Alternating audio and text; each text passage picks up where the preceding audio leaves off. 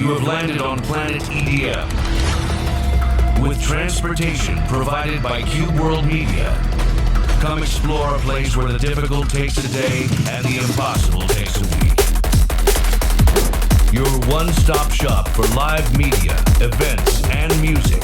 This is the portal where we delve deeper into the soul of EDM culture to bring to life a world that is unique to itself, where the possibilities are endless and the opportunities are plentiful.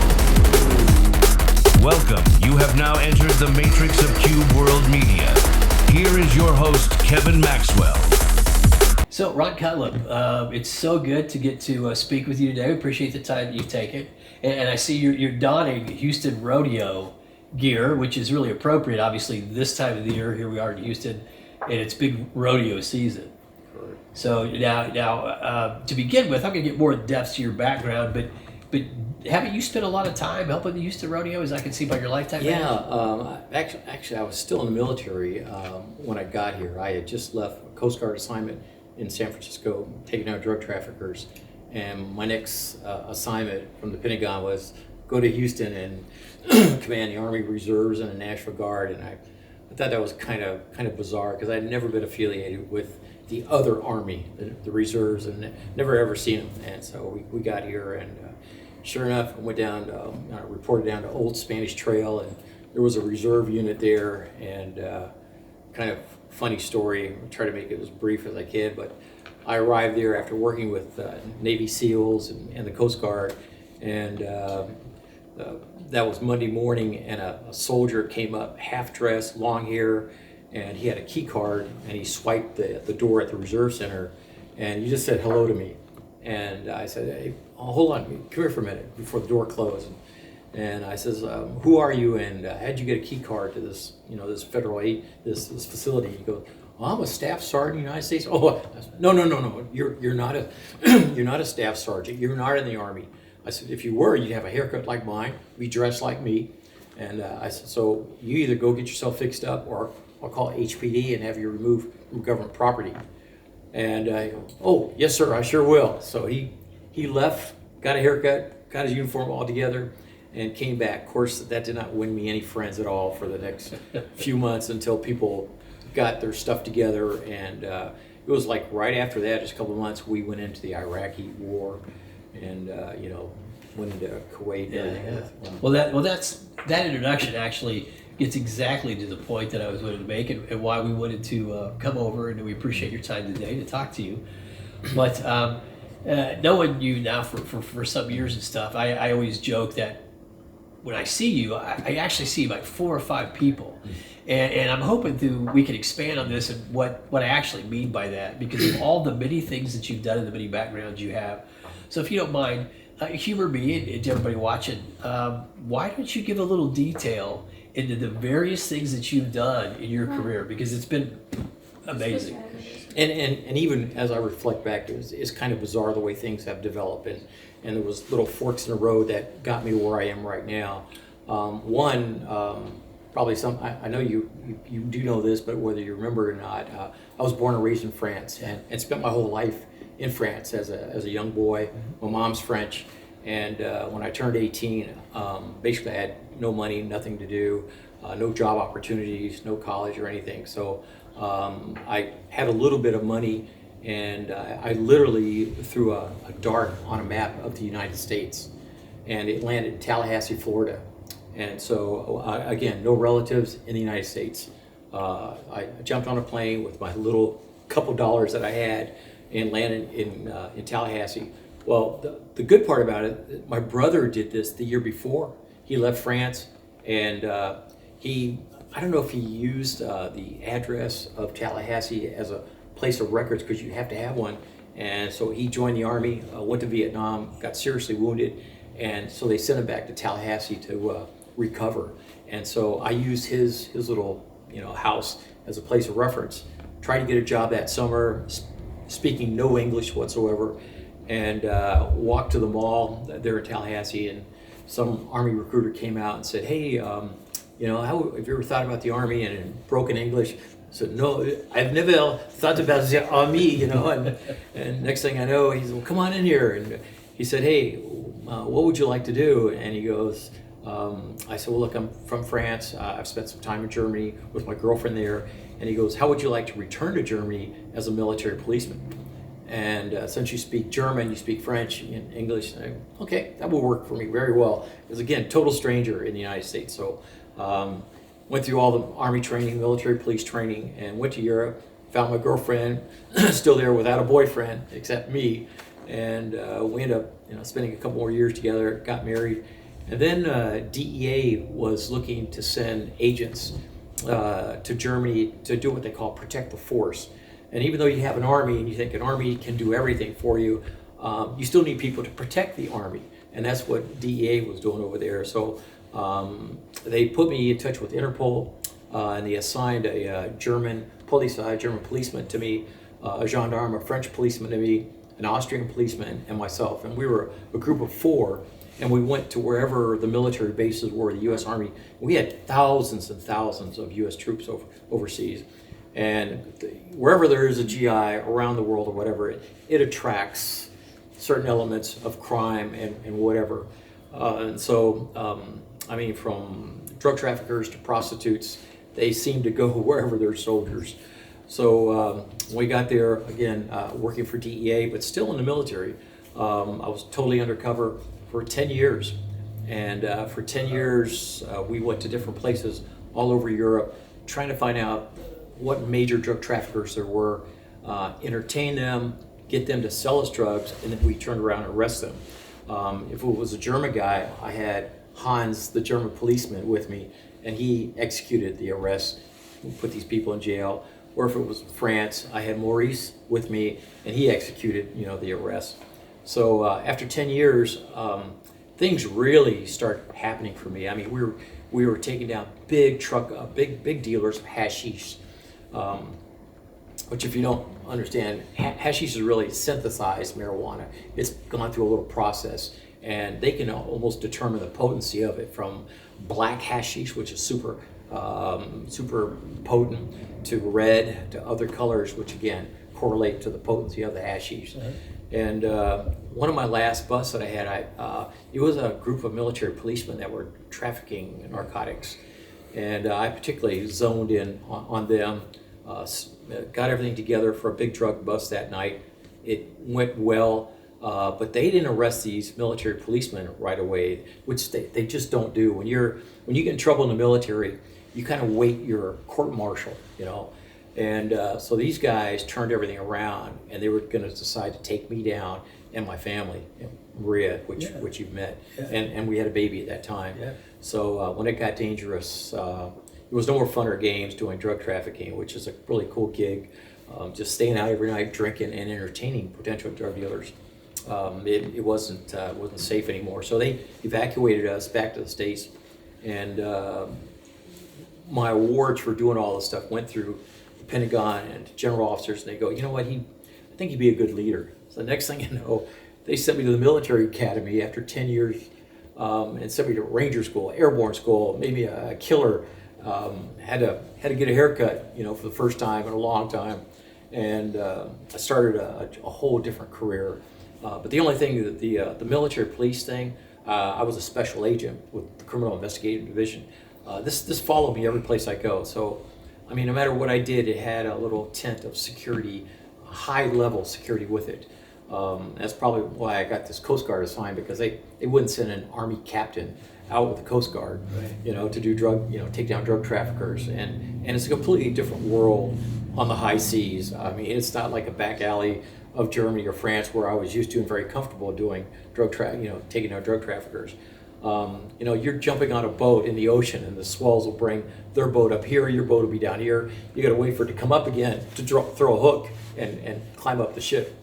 So things went real well for me out there too. In fact, that Coast Guard situation, I remember in a conversation earlier we had, didn't you have part of the group that's one of the largest, or maybe still the largest? No, you're man, you got a good memory. Yeah. I still hold the largest record maritime bust in history. It's 40 metric tons of cocaine in a boat. In fact, I have the medal outside of my garage, because my wife doesn't allow me to put up all this military crap all over the house. Okay, well, hopefully we're gonna get some footage of that later so we can see that. So and the assignments kept coming in. after one good assignment after another, to the point I got assigned to West Point to teach cadets how to fight and survive on the battlefield. I've pretty much been in a training mode. So you were an instructor at West Point? Yeah, West Point went to Military West Point Academy for 3 years. in upstate New York. Yeah. And what's really cool is my granddaughter that I'm really close to is at West Point right now, trying to follow me in my footsteps. Wow. Yeah, she's a neat kid. I bet you're proud of that. Yeah. Oh my God. Yeah. So that was another 18 years of specialized service, and then I just got tired of being deployed. Every time I turned around, it was a special assignment. But you're rank now. You rose up, I think, all the way to colonel, right? Lieutenant colonel. But you end up retiring as a major due to the time you have to hold it. Yeah, you're right, Reggie. Yeah. You have to wear it 2 years for it to be permanent. So Right. I had all this time, and then just one night right here in this house, I put in my retirement paperwork online, and it was the next night. A black car came outside from the FBI and said, "Hey, we need your skill set. Come to work for us." And I was like, no, I'm done. I'm done with being deployed. So I escorted them to the door. They came back the next night and said, "The special agent in charge wants to give you anything you want. That we need your skill set." I escorted them to the door again. They came back the third night, and after the third night, I was in the back of their car, going to Quantico, and I had a new career. So I've been doing kind of work for everybody. Yeah. Now was that still in Houston underneath the SAC Bland? Yeah, underneath Bland, sure enough. Yeah. At first, they had me go to the federal prosecutor's office downtown, the U.S. Attorney's office. Yes. And they sent me down to the border for 6 years, working crime prevention stuff and intel stuff. And then one of the assistant special agents in charge had me come on over to the main office and work community relations, but with an underlying thread of intel gathering and working with the other departments within the FBI. So that was with the Attorney General's office. Yeah, the Attorney General's office. Yeah. And then from the Attorney General's office, then you eventually transitioned to the FBI. Right. Yeah. I spent 20 years with them. Yeah. See, we're up to like 4 or 5 hats already, right? Yeah, so I wasn't off on that. No. I can't even. So they hired me to do crime prevention stuff, community relations stuff, be the poster boy, and that's how I met you. Be the poster boy of the FBI. Just go out to the community, go to some of the minority communities, immigrants and stuff that are here, and just basically knock on their door and ask them, "Hey, are you being treated fairly? Are you doing okay? Are you being victimized? We need to know this kind of stuff." And I was able to find some of the minorities that were in fact being blackmailed, victimized and stuff, being here, threatening with taking away their passports and stuff. This is all kind of gang related and whatever. So I exposed a lot of that and got the right section within the Bureau to kind of help them out and take down a whole bunch of bad guys. I remember that was the nice part and the very public relations part. If I do recall, though, you did have some other assignments or responsibilities beyond that, though, as evidence and site recovery, things like that, right? Yeah, that was probably one of the things I really started to love to do that I thought I was not qualified to do was do forensics. Yeah. And the FBI has a really neat program to immerse you in this kind of science. And again, probably the first thing you do, first you got to go before a board and then you get selected and everything. And then they send you to Quantico for evidence collection. And it's, again, a real science to that. From lifting, collecting DNA to lifting footprints.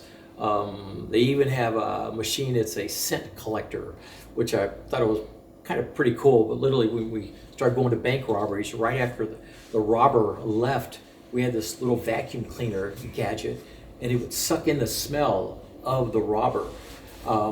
And of course, once it did that, you'd kind of take this little cloth where the smell passed through, roll it up, and try to contain it. And hopefully never turn the damn thing on you and suck in your own cologne that day. Otherwise I'd be looking for myself with a cadaver dog.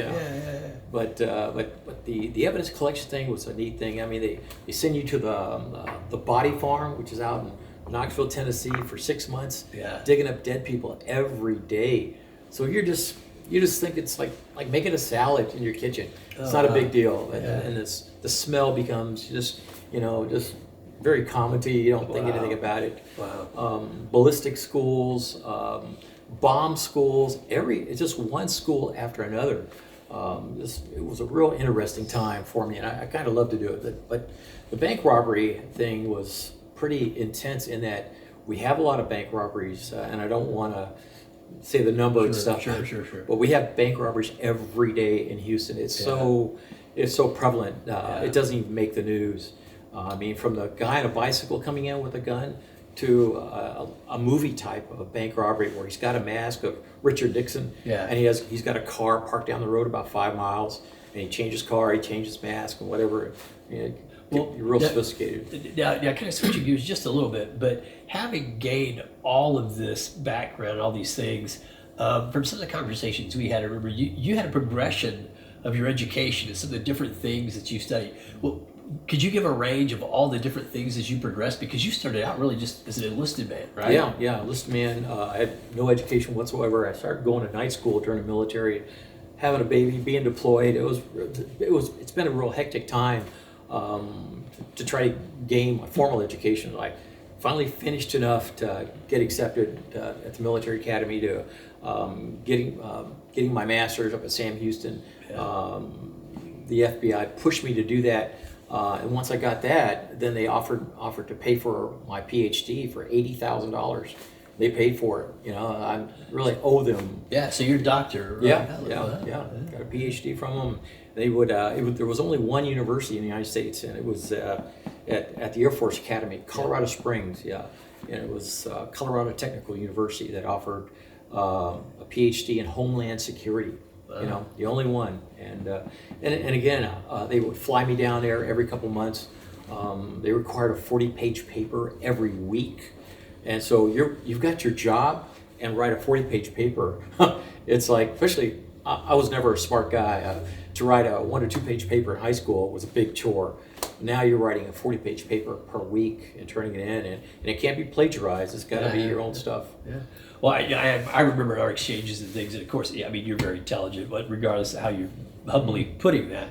But, and just for the record, I've told many people, and I usually always try to give you the credit for it, but you're the gentleman with your background in sociology and psychology and stuff that always gave me that 4-leg chair anecdote about your life is 4 chairs, right? Or 4 legs in a chair. Yeah. And you know, professional and, you know, your family and things like that. And if one of those legs is correct or broken, you're wobbling, but maybe you can go on 3 legs, but when you get to 2, it's going to collapse. And I've used that so many times, by the way, thank you. And I usually try to mention who you are, whether they know you or not. But your wisdom is transcendent throughout a lot of people, just so you know. Now, my point with that, though, is you speak German fluently, French fluently, English fluently, and you've done... English is not so good. English? You're still working on English? Okay. You speak Texan, we'll say, instead of English, yeah. But, and you've had just an amazing background that's something movies are made of. What are a couple of your best memories that you have that you could, you know, put on reel, we'll say, from all of the different things that you've been exposed to? Yeah, and Reg, that's an excellent question. I don't dwell and reflect on it until somebody like you asked me, you know. But I think here in Houston, a monumental time was with the FBI when we took down a human smuggling operation right here in Houston, and I think I was shocked how this thing went down and who was ultimately responsible for the human smuggling itself. And what I've learned studying it more and being part of the collection of evidence for it, it's usually a female at the head of the organization for smuggling of little kids. Wow. You know, and in Hollywood, in the movie industry, they always kind of have this big old fat guy with a mustache, you know, and he doesn't speak English very well, and he's head of the organization. But that's Hollywood, and usually in a human smuggling, when it comes to kids, it's a woman. Wow. And you know, we think of women as our nurturers, our caregivers. So to see a woman kind of involved in this thing at the highest level, how do I go out and snatch these kids and, you know, bring them to Houston and distribute them, you know, who will buy these kids, who will use these kids.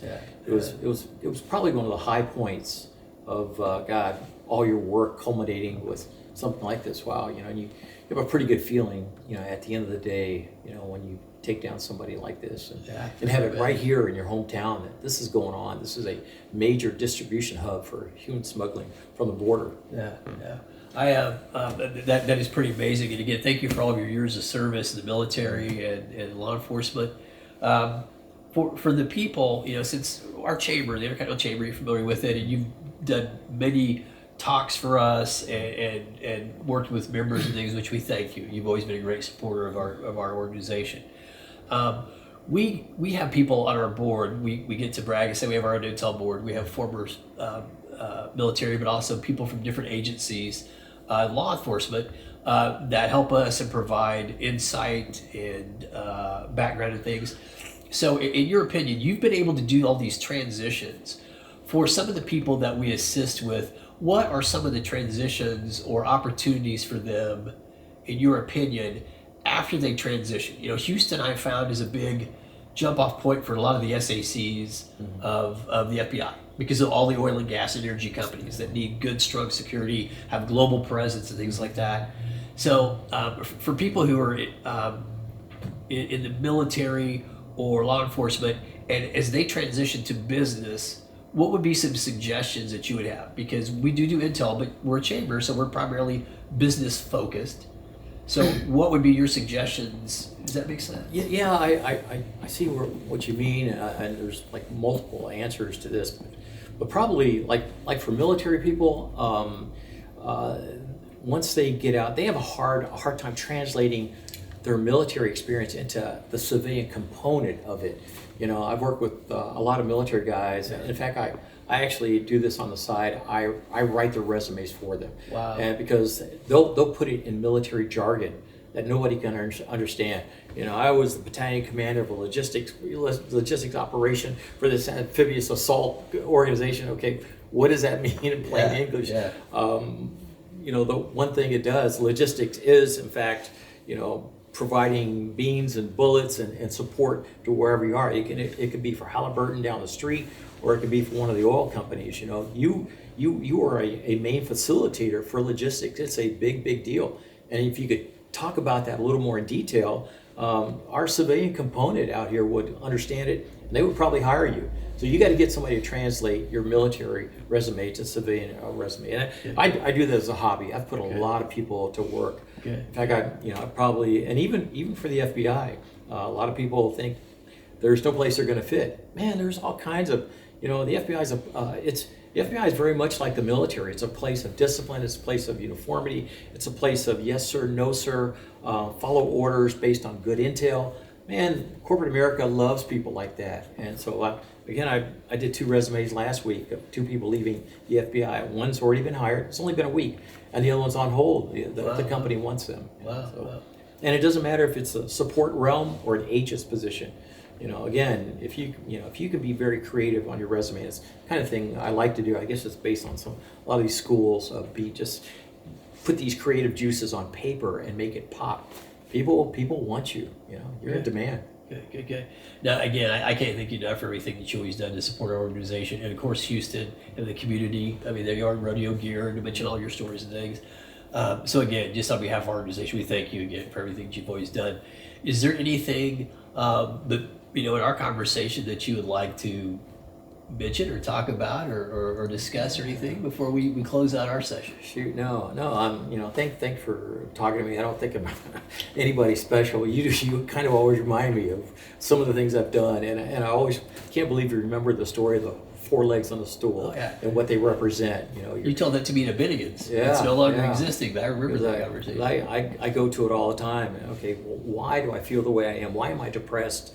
Oh, I had a fight with my wife last week. It's still lingering on in the back of my head. All right, let me go back to my wife, fix her, and close that quarter of the 4 boxes. Life is good. You have this feeling, a spontaneous piece of energy that it's good to be me today. I like this, but you got all the 4 components, ironed out, closed down. Good. So my question to you, so are we is there a book in the making? I mean, you really need to do one, buddy. I'd like to do something with the 4 legs of the stool. Yeah. I feel that that'd be an easy reading piece on an airplane, and it would help people understand what's stirring up in their head and they could get Oh yeah, closure. I see it. I see a book and a TEDx and a lot of talks yeah. out of that one. That's definitely, you need to own that and go with it. We have it on Reel. You own it now, right? It's your Yeah, right? I hope And so. I support and giving you credit for it. And anybody that I've talked to, if I hadn't, now you know where I got it from. I admit it. Right. Okay. Well, I appreciate your time today, and I think we Rich. have some other footage we're going to get and everything. But Cool. thank you. All right, thank you. This is Kevin Maxwell with Cube World Media, and here with Ron Cutlip. Thank you for having us in your home. It's a pleasure to be here. Thank you. And also representing the ICC and the Global Chamber of Commerce, for the Intercontinental Chamber that we do. And I would love to talk to you about your history that we just heard of and expound upon that. I know that we were talking about youth and inspiring people and getting people's resumes out and sort of showing people a new path, whether they're immigrants or English as a second language or transitioning from government to private sector. Maybe you could elaborate on some of the great work you do with that as well. Okay. Well, it kind of started a few years ago. The local FBI office here wanted to kind of just work in preventing crime, trying to break the chain of criminality within a family and stuff. So what they asked me to do, being the poster boy for the FBI, which I don't think I'm that guy, but according to them, I'm that guy, was start dispatching me to the high schools throughout Houston and just talking to the young people and saying, hey, look, there is a world beyond the city limits of Houston, and it's exciting. It's cool. You can travel the world, whether you join the military, whether you join the FBI, or whether you join an oil company or something. But kind of, if you can break the pattern, in your family of what used to be the norm, there's a whole another world out there. So it started with a couple high schools, and again, I think I shocked a lot of kids that they would send somebody from the FBI to talk to them about community relations or maybe becoming a policeman or whatever. And again, Houston is such a diversified city of over 6 million people from all over the country. And I think President Bush said at one time, we're a country of immigrants, and it is true. And just like I tell these kids, I say, hey, how many of you've heard me talk for a couple of minutes, how many of you guys can kind of determine or take a guess of where I'm from? And sure enough, a couple hands will go up and they go, you're from Kansas, or you're from upstate, New York. I go, no. And finally, after they've been exhausted of picking the states and just assuming that I was a born and raised American, I said, look, I'm actually not from this continent, and this is not my native language that I'm talking to you in right now. And so a big puzzlement went across their faces, and they still couldn't get it. So finally, I opened up in French. Je suis française. Qu'est-ce que je veux dire? Mon nom c'est Ron Cutlip. So my name's Ron Cutlip. I'm from France. I got here as soon as I could. They were all in shock. And what I did see among the little audience is kids then, from wherever they were, not from the United States, start raising their hand going, hey, I speak Vietnamese, and I speak Spanish, and I speak whatever it was. They started kind of being proud of, they had some kind of additional skills, that they kind of didn't understand or wanted to be credited with.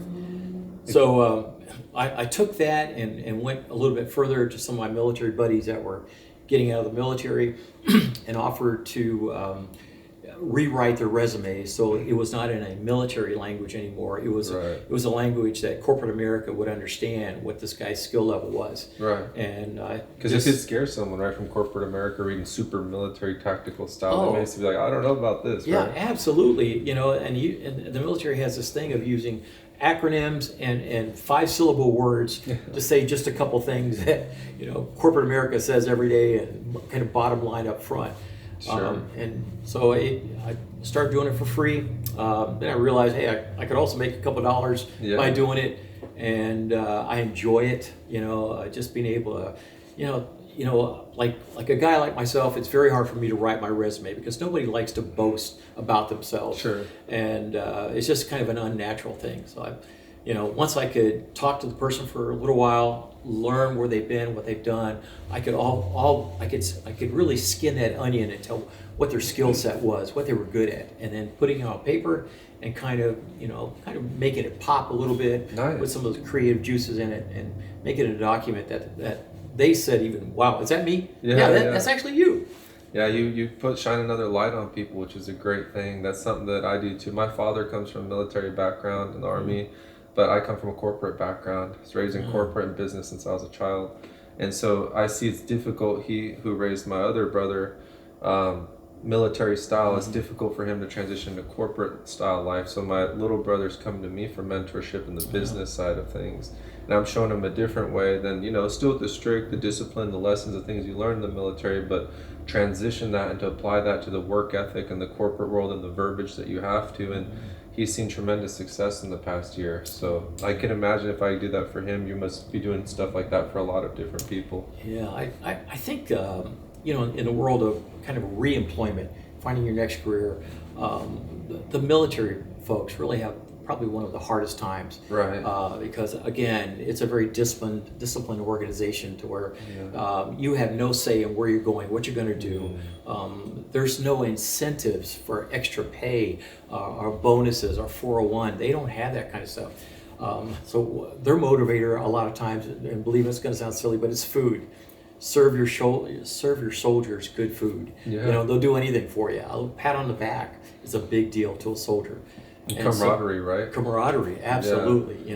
The trust you place in another guy. He's in a foxhole, you're in a foxhole. Yeah. And when you tell a guy, don't sleep tonight, the enemy is forward, and then stay awake during your shift, and I will stay awake during my shift, okay? Cover me down. There's a real sense of trust that will last the rest of your lifetime. Yeah, and that's so different from the corporate machine that's just black and white and cut and dry and statistics and commissions and network and net worth and stuff like that. So how do you sort of teach that to these guys and get them prepared to enter into the corporate world? Yeah, what I try to do is just sit down with them and tell them about their self-worth, and I kind of have to use myself as a little illustration of the money I've made, the opportunities that have come my way, but it's mainly because I've kind of exploited myself. Yes. I came here with nothing, not knowing how to speak English.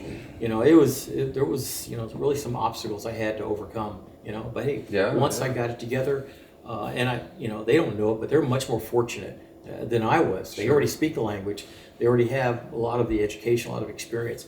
And so all we have to do is translate all of that military stuff into a civilian language that corporate America can understand. Because I noticed earlier when you were talking with Reggie, you had so many different types of organizations. You were from FBI to CIA to Army and military. It's almost like a serial entrepreneurship of the government. Yeah. And so if you could master that in so many different crafts and angles of the government, it's only second nature, I'm sure, to you, to be able to go to different companies, different entities, and even like the Houston Rodeo, which you're representing right now and working with, and be able to find not just work there, but success and growth in multiple industries, right? Yeah. And how would you say you do that best, is finding the success and growth in all these industries? One of the things I've learned getting out to the community and interacting with not only corporate America, but community leaders and folks like Reggie, the chambers and commerce and stuff, what I've discovered currently, it's about fit.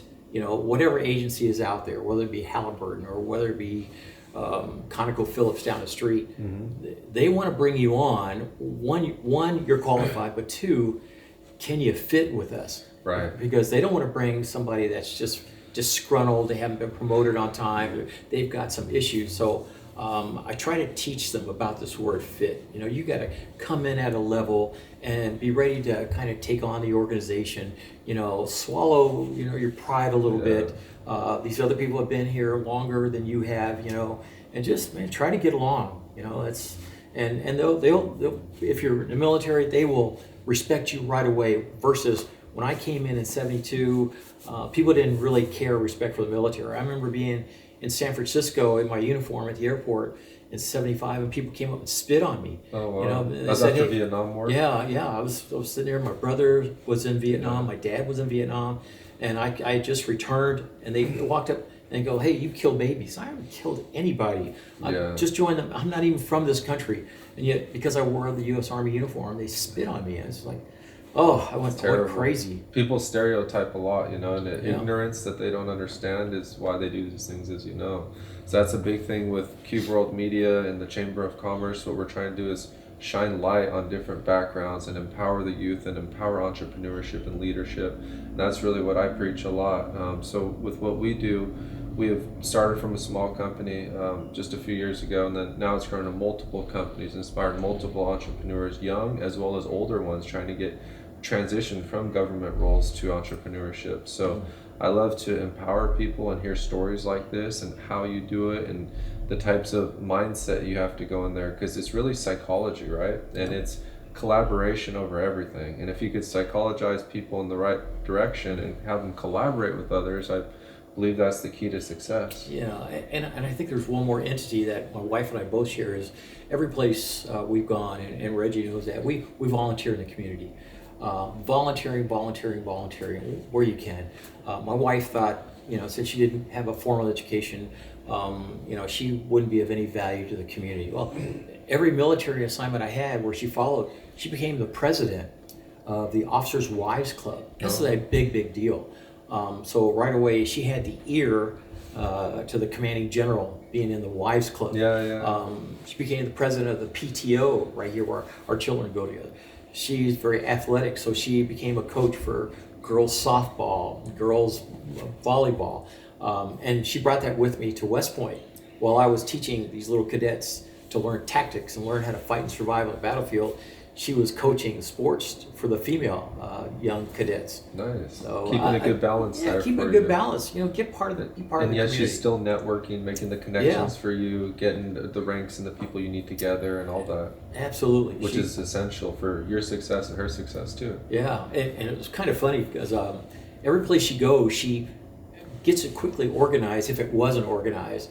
And so people would come back to me and go, God, your wife is really a great organizer. So I sat her down one night and said, where do you get these skills, to put everybody in an organization, write a chain of command, wire diagram, write standard operating procedures. Where do you get? She goes, I've been listening to you, the military guy, every place we went. I just learned from you. And so it's kind of a funny story. You married somebody for so long, they take on your skill set as well. They do, yeah. With my current wife and I, she took on a lot of my skills. She came from hospitality, and I taught her design as if she was an architect. And now she could space plan and draw buildings, write proposals, do emails. So I heavily influenced her just through demonstration and experience and showing in business. And then now we have places here in Houston, Airbnbs and stuff. So coming from a real estate background, a business background, I was able to rub off some of that on her and take her from a corporate mindset into full entrepreneurship. And now she's doing her own thing within our companies, within me and her separately. And she inspires other people. She helps and assists people. And our biggest thing is giving back. And we love rescuing animals. So we rescue as many animals as we can. And we're planning to get a ranch out here in Houston, have little ponies and horses. And I'm certified through the Thoroughbred Retirement Foundation to equine therapy. Oh, wow. So a big thing for me as a former therapist, I have my degree in psychology, is giving back. And the way I give back is mainly military people with PTSD. So I hire them, I employ them, I work with them, I give them jobs, I give them free therapy as much as my time allows. And my wife Michelle helps me get around so I could be able to do that, helps alleviate me some of the timely things that would have cost me time where I wouldn't have been able to volunteer and give back. So I see definitely, a structured marriage and a good partnership, like you're saying, is what breeds success. And I think if you and I, since we have those experiences, could share that with the youth, share that with even the older people getting back in, and relationships and volunteering and therapy, and that's the keys to real success and giving back to our community. Yeah, absolutely. Yeah, probably something I haven't shared with anybody. I have PTSD myself. Oh, yeah. Yeah, being treated by the VA. But again, I think as you become more educated, you're able to deal with certain things. Yes. I mean, I've seen a lot of things that are really horrific. Yes. Both in the military and in the FBI. I dug up a lot of dead people for the FBI, and to see bodies and bodies and bodies, it's just it's hard. It's hard to get it out of your mind, but. Yeah. Again, you just learn to deal with it. It's part of life, and just keep yourself in check. No, it sure is. I have PTSD too all the time. I probably haven't seen as many dead bodies as you, but I've had tremendous amount around me for some reason. Death follows me everywhere. Our headliner DJ last weekend, he died at 55 years old when he was supposed to headline our event, and Saturday, so the event became to his memorial service. And so the year before was my studio manager and et cetera, and friends and family. So it's like PTSD comes in all forms, right? And when you care and when you're born in the blood of death and life, you see things a little different, you and I, the most normal people. And it affects us, it does. And I've had PTSD a lot of my life too, and I'm still dealing with it, still managing it.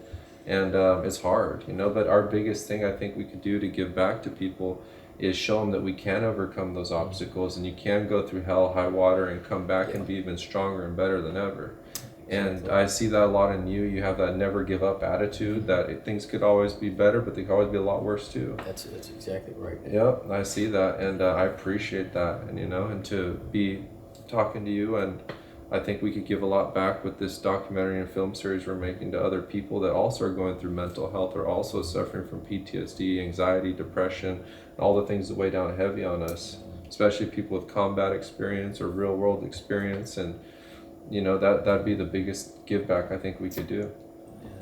Yeah, I just as you're talking, you obviously bring back some memories of, you know, the TSD syndrome thing. But I have several friends that have seen much more than you and I have seen, and they don't want to get help.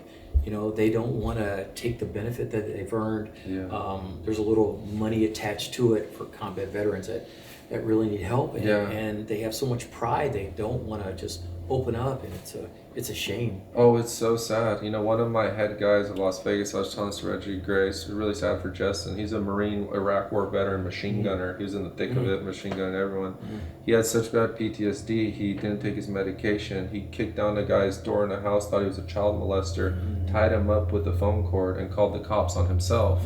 And he got caught for kidnapping and breaking and entering. And now they're holding him for looking at 20 years of trial, and they're offering him a 5-year deal in prison as a PTSD Marine veteran. So I definitely want to shine some light on that story. His trial will be coming up, and I'll be there to witness as his former employer, friend, and therapist, someone that's really suffering and could have got the help he needed, but didn't take the medication because he didn't have the caregiver he needed. So without the right caregiver and the right people, I've seen the people closest to me lives get destroyed as soon as last week. So it's really hard, and you know, maybe that's why we had this conversation got brought together today, is to shine light on mental health and veterans and PTSD. And I think the more people we can affect, reach, touch, and help, it'd be a great thing. And you know, I hope to collaborate with you on that further. Yeah, absolutely. That's a great cause. And well, we'll go upstairs, maybe look at some of the allocate, some of the stories you have, and make this a cool little documentary series for you. Cool. All right. What I've discovered is like things kind of have to be in a whole. Whatever you have, however you're giving it to them. And so if you divide the whole into 4 parts, it works well on the social psyche that you have. And one of them is there's your private life that you should never share with anybody else. And in that private life, an example was for me, it would be, you see this beautiful woman walking down the street and you go, oh my God, she's so beautiful, I'd love to be with her, right? But you're not going to tell that to your wife. You're not going to tell that to anybody in your family because they're going to think you're nutso. And then one of the other components, you have your private life, you have your personal life. Your personal life is the way you get up every morning, you decide what to wear. Like this young lady right here decided to wear the sweatshirt because it kind of like it's how she feels today. She doesn't feel like dressing up, she doesn't feel like dressing down. So she wore that. And for us, a lot of times in the bureau, it's your necktie. Your necktie tells you a whole bunch of stuff. It tells, man, you're full of piss and vinegar, or hey, I want to slack off. Hey, I'm a funny guy today. Your necktie tells it all. So that's your personal life. Then you have your family life, you know, which there's a lot of consternation always in your family quarter panel. Just, you know, you had a fight with your uncle, your cousin, your whatever, or your mom or whatever. So that's another. And the last part is your professional life.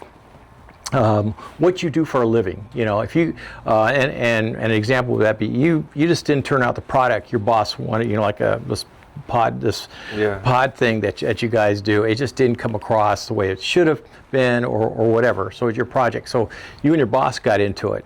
And so what usually happens is where this all comes to a point is you're driving down the highway. For me, I'm in my garage where I like to piddle. and then you find yourself, whether you know it or not, just reflecting on life in general, and then you feel a little bit of depression, and you can't figure out, okay, where's this coming from? And so if you go back to the 4 pods, the 4 corners, or the 4 legs on a stool, and figure out where it is. Okay, it was the fight with your wife this morning. That's your personal box, right. you know, or let's just say, you know, you got into an incident with your boss. Well, go back to your boss and make it right. Say, hey, I'm going to turn out something better than you've ever seen before, you know. And he goes, good deal, man. We're good. You can literally close that little corner, that box or the stool, you know, and it goes away. And then if you get all 4 of the boxes closed up, I'm telling you, you will find a sense of energy, a sense of high that you can't, like, why do I feel so damn good today? Every one of the 4 boxes are done. Now, there is one other element to this thing. Somebody brought up one time, and I go, what about your spiritual self? You know, a 5th box. And for a lot of people that are, you know, have a kind of a spiritual thread in them, you know, it does help to do something. But for me, it doesn't. Sometimes it's almost personal. That's kind of your personal. Yeah, so, you know, when people are taken from you and there's death and all that crap, you know, sometimes you say, is there a God out there? You know, so it really makes you question it. Right? It does make you question. You know, why did my father-in-law or my mom have to die so early? Yeah. You know, she was good. You know, why? You know, so. But anyway, the 4 boxes kind of like they always kind of come back to the 4 boxes. But anyway, that's a great one. And then so just to show this up, this is just the award here that you had for one of the largest cocaine busts in history. Yeah. And it reads, this was Joint Task Force 5. I was out there in the Pacific Ocean on a Coast Guard cutter called the Coast Guard cutter Ventress. And we worked on following this bad ship. It came out of Colombia, and it had 34 metric tons on board. And if you can imagine, it would be about 6 18-wheeler trucks, the equivalent, if you stacked all this 34 metric tons on it. It's I can't even tell you in the millions of dollars that it was worth. It's still one of the largest takedowns on the high seas. Beautiful, and we commend you for that, and thank you for keeping our country safe. Yeah. Oh, cool. That's great. Okay. Did you want to go upstairs? Yeah, go upstairs. Maybe Reggie, you could go through some of the things. The wall. I just have that one thing for taking down all these drug traffickers. That'd be good. Yeah. I just. Yeah, that's great work that you do for people. It helps a lot of people. I gotta make sure my bird doesn't fly out the door too.